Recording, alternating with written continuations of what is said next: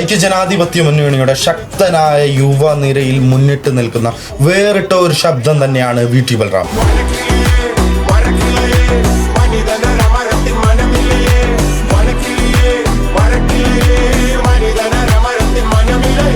VT Balram ഒരു യുവ നേതാവായി പുതുമയും ഊർജവും രാഷ്ട്രീയത്തിൽ കൊണ്ടുവന്ന ആളാണ്. വിദ്യാഭ്യാസം, സാമൂഹിക ബോധവൽക്കരണം, പുരോഗമന ചിന്തകൾ എന്നിവ പ്രോത്സാഹിപ്പിക്കുന്ന നിലപാട് അദ്ദേഹത്തിനുണ്ട്. തൃത്താല മണ്ഡലത്തിൽ റോഡുകൾ, വിദ്യാഭ്യാസ സ്ഥാപനങ്ങൾ, അടിസ്ഥാന സൗകര്യങ്ങൾ തുടങ്ങിയ വിവിധ മേഖലകളിൽ വിവിധ വികസനങ്ങൾ കൊണ്ടുവരുന്നതിന് അദ്ദേഹത്തിന്റെ കാലഘട്ടത്തിൽ അദ്ദേഹം തെളിയിച്ചതാണ്.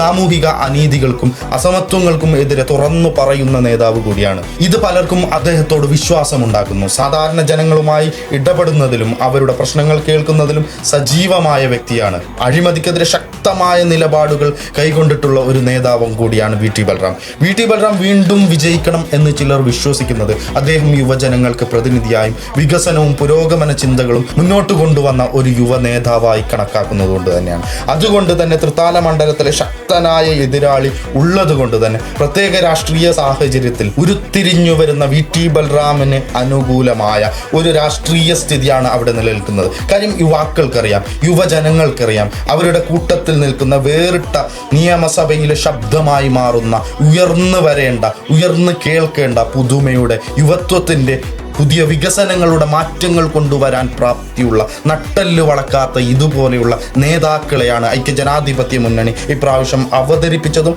വ്യക്തമാണ്, ക്രിസ്റ്റൽ ക്ലിയർ ആണ്, തൃത്താല മണ്ഡലം VT ബൽറാമിൻ്റെ കൈകളിൽ സുരക്ഷിതമാണ് എന്നുള്ളത്.